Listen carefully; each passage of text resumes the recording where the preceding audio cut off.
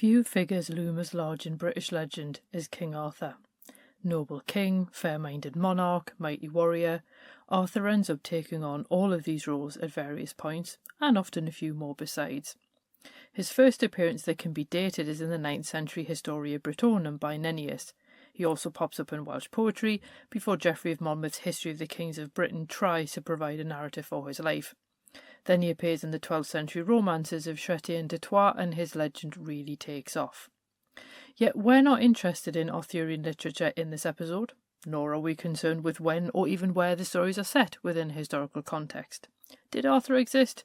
That falls totally beyond our scope, my friends. Here we're interested in Arthur as he appears in folklore and the popular imagination outside of the world of the Arthurian stories. So let's find out how Arthur appears in folk traditions in this week's episode of Fabulous Folklore. Hello there and welcome to Fabulous Folklore, the podcast for all things folklore, occult and just a bit weird. I'm your host Icy Sedgwick, blogger, fantasy author and your guide into these rather mysterious realms. I've got some rare things to show you, so come on in, take a look around, but be careful not to touch anything. These things sometimes bite. Well, hello there, and welcome back to Fabulous Folklore with me, your host, Icy Sedgwick. Welcome to April, and welcome to a brand new theme here on the podcast. I don't even remember how I ended up doing themes, but they seem to work quite well. After we did the folklore of sacred places in the landscape last month, which seems to have gone down quite well, which is good because I quite enjoy doing it, I was trying to think of what we could do that would be a bit of a change, but might potentially also have links as well. Because I love a good contradiction, what can I say? And I thought it would be quite interesting to have a look at some figures who, by and large, appear in folklore and are sometimes considered fictional, may or may not have existed, but still have that link with a sense of place. And, because again, I like to make things difficult for myself. I'm also off work for Easter for 2 weeks as well, so I've got a lot more time on my hands, particularly since I submitted my PhD thesis last week.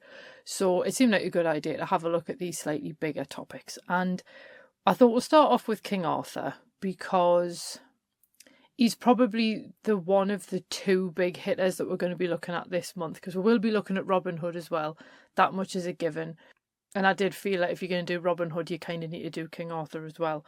I was a little bit concerned, though, about the legends, because there's so many of them. And you get really stuck in the weeds if you try and work out if he existed or not. But then I was like, this is a folklore podcast. We only need to look at the folklore. So we're going to have a look at two sort of folk traditions that he appears in. One of them I have touched on before, so we will explore that a little bit more fully. And if you are watching on YouTube, the previous episode when I did King Arthur was way back in 2019, and that was before I was putting episodes on YouTube. So I have actually uploaded that one just before this one so that you can actually watch the original one as well. So you can actually work out what it is that I'm talking about. Obviously, if you listen on podcast players, you'll be able to search for it and find it, unless, of course, you're one of the many people who's been listening from the beginning, or indeed who've gone back to the beginning and listened to the backlist. So we're going to start off with probably the most common theme in Arthurian folklore rather than the legends, which is the idea of Arthur as a king in the mountain. Now, I've got an entire episode on this story trope as well, and obviously if you want you can always go and check out more about that in the link in the show notes, because I thought I'll just link to the article for that one because it'll be easier. But as a short refresher, these King in the Mountain stories are stories in which a king, in this case Arthur, but there's obviously other variants as well, is sleeping in an underground space until an occasion when his country needs him again. As you can imagine, these are rife with problems for various reasons, but in Arthur's case, it may actually come from a reference in a Welsh poem that suggests Arthur's grave will be, and I quote, a mystery until doomsday, end quote. So this idea that people won't actually know where Arthur is until doomsday says a lot, I think. Now, the belief that Arthur still lived in some shape or form was sufficiently pervasive that in 1113, a fight broke out in Bodmin after a local man assured some Frenchmen that Arthur still lived, and they laughed at him. Now, it is worth noting that people did know about Arthur's supposed tomb at Glastonbury by the 1460s, when Sir Thomas Malory wrote La Morte d'Arthur, yet Malory ignores that completely and claims that Arthur went to Avalon to be healed. So You don't know if it's just the fact it didn't fit in with these stories or he was just unconcerned with the historical side of things. And there is also the slight confusion that the women that brought Arthur away apparently later returned with a corpse, and that created a lot of confusion as to whether it was Arthur or not. But the doubt does seem to have been sufficient to allow people to believe that Arthur still lived. Now, obviously, we do have to bear in mind that the idea of Arthur going to Avalon so 9 queens could heal him came from Geoffrey of Monmouth, and he's about as reliable a historical source as your average wheelbarrow. But it doesn't seem to have caught on with ordinary people, though, because they prefer the Sleeping King story. And the story does vary, but there's a common narrative behind these stories, in which an ordinary labourer, often a farmer, ends up finding a secret door in a hillside. Upon following the corridor that lies within, he finds Arthur in his court asleep. It's never Arthur on his own, the whole court is always there. Or at least Arthur and his knights anyway. Guinevere is occasionally there as well, but it usually mentions Arthur. There's also often a sword, presumably Excalibur, and a horn, and the labourer needs to interact with them in a particular way to wake Arthur. When he inevitably fails, Arthur and his court resume their slumber, and then the labourer finds himself back outside but can never find the entrance again. And common sites of this legend are Richmond Castle, Cadbury Castle, and Sewing Shields Castle. Now, Sewing Shields Castle is the one that I have covered before, so that's the one that's in a separate episode. And there are also various sites in Wales and Scotland that also apparently host the Sleeping Court of Camelot. But we're going to have a look at Richmond Castle in Yorkshire, and it's a Norman castle, but it's far less interesting than the cave that is apparently beneath it. So, according to legend, a potter named Thompson was walking near the castle when a stranger approached him and led him to a vault underneath the castle, and there he found many people sleeping on the ground. The man presented Thompson with a sword and a horn and didn't really give him any instructions beyond that, so unsure what to do, Thompson began to draw the sword from its scabbard. The air then filled with the sounds of stirring knights, and Thompson rightly panicked. Clearly terrified out of his wits, he let the sword slide back into its scabbard, so the noise stopped as suddenly as it had started. And then as he ran from the cave, a voice intoned, and I quote, "Potter, Potter Thompson, if thou had either drawn the sword or blown that horn, thou'd be the luckiest man that ever yet was born." End quote. Now, in some versions of the story, a certain length of time had to elapse before another opportunity of breaking the spell would present itself, and in others the potter was so freaked out that he blocked up the entrance, so sadly we might never be able to wake Arthur up. And to be fair, that is a bit of a shame, because it would be fascinating to see what he'd make of the state of the nation now. Yet this version of the legend is quite fascinating for the introduction of the stranger, so here he leads the ordinary person into the fantastical environment, rather than the ordinary person just stumbling into it, as he does at Sewing Shields Castle. By comparison, the one at Cadbury Castle in Somerset takes a completely different approach, and this one is not actually a castle, it's an Iron Age hill fort, and it takes its name from Cadasburg, and it lies some 12 miles from Glastonbury, which no doubt helps with the legend. And in 1542, antiquarian John Leland indeed claimed it as the true site of Camelot. It is unclear why he did this, and his only evidence seemed to be the finding of a silver horseshoe at the site. William Camden later claimed the locals actually referred to the hill as King Arthur's Palace, and this may explain why there's an Arthur's Well in the fort. But either way, it doesn't seem to matter, because Mallory linked Camelot with Winchester, not Cadbury Castle. Now, traditions collected in the 1890s claimed that Arthur and his court actually lived inside the hill. Apparently the men all rode forth on horses wearing silver horseshoes at the full moon, and then they would let the horses drink from Arthur's well. Now, these silver horseshoes apparently explain the presence of a silver shoe on the hill, although I must admit it really did make me wonder, because you've got lots of stories of mounds that actually involve the fairies inside hollow hills, did Arthur's court use silver and not iron horseshoes because Arthur's court's connected with fairies, or am I reading too much into that? It's hard to know. But that idea of coming forth at midnight on a full moon to drink also makes me think of many of the standing stone legends that we had a look at last month. In addition, if you hang around the hill on Midsummer's Eve, the gates in the hillside will open and you can see Arthur inside. Now, stories disagree about whether the gates are iron or gold, but again, presumably that particular thing is something that you could test on Midsummer's Eve. And also we're going to have a quick look at Northumberland. Now, like I say, I have covered the Sewing Shields Castle version, so I'm not going to cover it again here. But just in short, this one simply sees a shepherd or a farmer, depending on the variant, find his way into the hidden cave. So there's nobody there to take him in. He literally stumbles across it while he's just out and about doing his job. But there's also a bit of an odd version from Dunstanburgh Castle, which I thought reflected the story from Richmond Castle to an extent. So I thought it was worth mentioning here. And in this one, a knight named Guy the Seeker turns up at Dunstanburgh Castle, which is a fabulous ruin on the coast. And it takes a bit of a walk from Cresta to get there, but it's absolutely worth seeing. And anyway, Guy basically stops there one night when it's all stormy outside, looking for shelter, and a stranger leads him down into the subterranean hall, and the stranger apparently wears a robe, has a long white beard, and carries an iron wand. And we're led to believe this is Merlin, although he's not explicitly named as such. And as it is, the identity of the court below ground is never made clear either. So he basically gets down there, the usual thing, sleeping court. The only difference is that there's only a beautiful woman lying in a crystal tomb surrounded by knights. There's no mention of King Arthur. So Guy faces a sword and horn dilemma, but having heard stories of this before, he tries blowing the horn first, which had worked for Walter the Bold at Tynemouth Priory. But because he'd forgotten to unsheath the sword first, his efforts came to naught. Now, true, this version doesn't include Arthur, but the prevalence of the legend and the apparent fact that Sir Guy seemed to have heard these legends before does somewhat remind us of these tales even when Arthur isn't in them. It is possible that this one doesn't have anything to do with Arthur, but I think it has enough of the same elements that we can see as part of a similar tradition. The final one that I want to focus on before we move on to the other story type is Alderley Edge in Cheshire. And I've added this one at the end because the association between the caves at Alderley Edge and Arthur only sort of date to the Victorian period.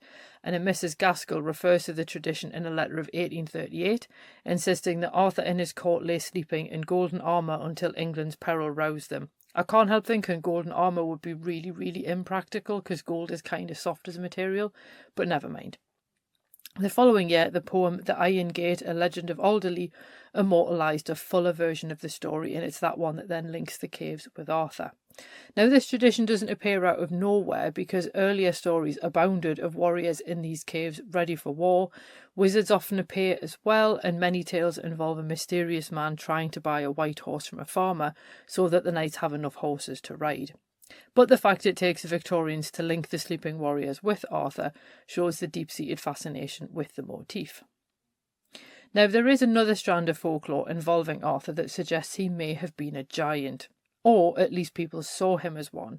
So you sometimes see this with places that are named after him. So you've got, obviously there's Arthur's Seat in Edinburgh, but there's also Arthur's Seat near Sowing Shields, which is an absolutely massive crag. So if it was actually for a person to sit in, that person would need to be a giant. Cornwall likewise has a megalith called Arthur's Coit, so obviously if somebody was going to pick that up, again, they would have to be fairly sizable. There's also another massive stone called simply Arthur's Stone in Hereford, and this one apparently has dents in it which were supposedly made by Arthur's knees. There's a conical hill near Richmond which is called the Round How, and then there's actually a limestone cliff next to that in which you'll find a cave called Arthur's Oven, and there's also a stone called Arthur's Oven in Devon noted in 1240. Now, the association with these caves and Arthur somewhat seems to suggest that Arthur must have had some kind of gigantic stature, and the Richmond example is particularly fascinating, given the apparent presence of the vault beneath Richmond Castle where Arthur supposedly sleeps. But where exactly does this idea of him being a giant come from? Well, it's difficult to tell particularly, but I think one thing that probably helped. In 1191, an excavation found a grave containing 2 sets of remains at Glastonbury Abbey. One was a skeleton of a gigantic man bearing many wounds, and the other was a woman which inexplicably still had long golden hair, although someone touched it and it turned to dust. Now, eventually, the abbey actually erected a lead cross at the grave, saying, "Here lies buried the renowned King Arthur with Guinevere, his second wife, in the Isle of Avalon." I still want to know who his first wife is, but never mind. The skeletons ended up in a black marble mausoleum, which was obviously destroyed during the Reformation. And this idea of Arthur being buried at Glastonbury Abbey or Avalon pretty much flies in the face of the Welsh and Breton tradition in which Arthur didn't die. But of course, he couldn't exactly return to save the country if he wasn't sleeping beneath it though, could he? But I think that the size of the skeleton really played into existing ideas around Arthur as a giant. There are also other legends that see Arthur actually defeat giants, and if he himself was a giant, then these battles make a lot more sense. So just as one example, he kills a giant in the Eryri region of Wales, and then apparently him and his men basically build like a cairn over the top of this giant at the top of the mountain. So I think if you're going to have someone who's supposedly of gigantic stature, it then makes sense to pit them against giants in the legends. But ultimately, what do we actually make of this King Arthur folklore? I think one thing that we do need to bear in mind is exactly when some of this folklore was actually collected. And obviously some of it is referenced in much earlier traditions, but then you've got other traditions which weren't collected until the 19th century. And in a political sense, Victorian attitudes to Arthur see him recast as a way to legitimise various kinds of political, colonial, cultural and economic power and identity, according to N.J. Hyam. And this is part of the problem with Arthur, because the debates as to whether or not he existed then allowed him to be used for all kinds of purposes, which often run counter to what he was supposed to represent. Now, for Rodney Castleton, Arthur becomes a lost Celtic leader who represented what Britain might have been if it hadn't been for the arrival of the Saxons. And in the belief that Arthur continues to wait for the day when he would defeat the enemy, whoever that might be, we can then see Arthur turned into a mythic figure. Now, Castleton describes him in this turn as a god, and he suggests that that's what lies behind the discovery of Arthur's coffin at Glastonbury, that Henry II sought to destroy any hopes harboured by the Celtic nations that Arthur might actually be the one to rid them of the Plantagenets. Edward I repeated the trick by ensuring that a crown that was supposed to be Arthur's was presented to him at Aberconwy in 1283, and here he was essentially further stamping his authority on the Welsh by appropriating, and I quote, the regalia of the ancient British kings, end quote. That wouldn't surprise me where Edward I is concerned, because he was what you'd genuinely call a wrong'un. But there we go. Now, Castleton also suggests Arthur's existence, and I quote, between king and demigod, between Christianity and paganism, between history and myth, end quote, explains his enduring appeal. And recasting King Arthur as this mythical figure perhaps explains why there is a rare belief in some places that Arthur actually even leads the wild hunt.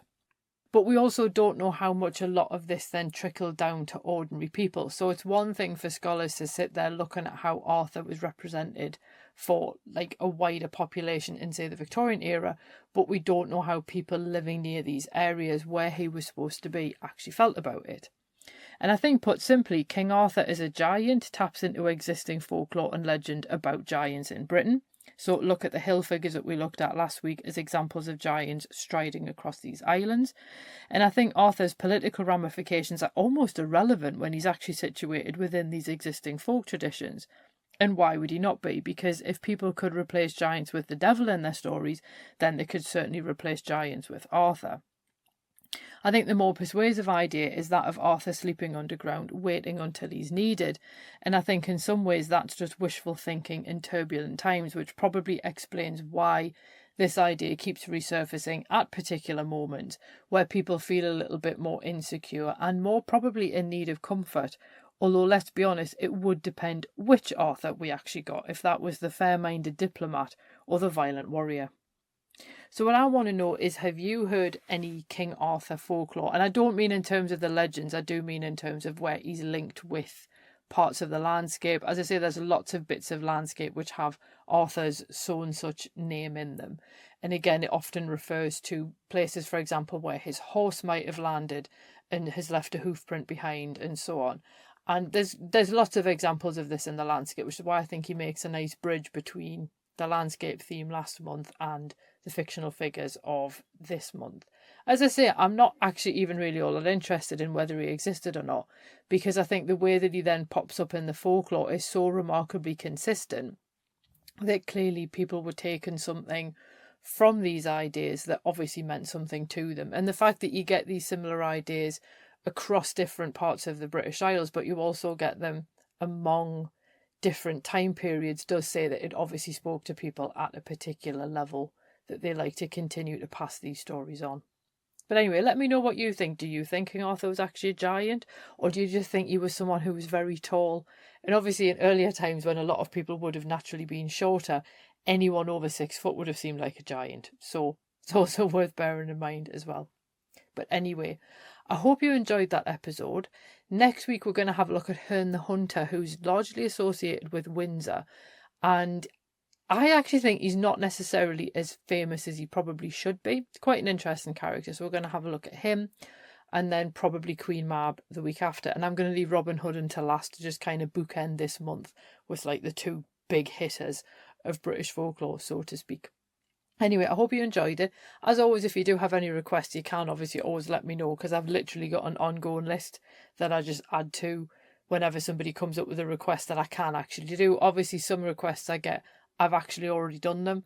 And if you go onto the main podcast page for this, which is like pod.co/ I think it's Fabulous Folklore with Icy or something like that, there is actually a search function, and there's a search bar on my website as well. And you can always have a look and see if I've already covered something, because I probably actually have, to be fair. And I'm not saying that to be mean, I just mean I've got like 5 years worth of content, so there's a good chance I've possibly done something on it. So you can always have a look for that if you're curious. Other than that, anyway, I will let you go, and I will see you next week when we go to meet Herne the Hunter. Cheerio. Well, thanks for listening, and I hope you enjoyed that episode. If you did, feel free to leave a review wherever you listen to podcasts, because that helps other people find the show too. It also takes between 4 and 6 hours to research, write, record and edit these episodes, so if you want to help support my time in doing that, then you can buy me a coffee, or you can join the Fabulous Folklore family on Patreon and enjoy extra benefits, including exclusive episodes and articles and even illustrated talks. All the links you need are below, and thanks in advance.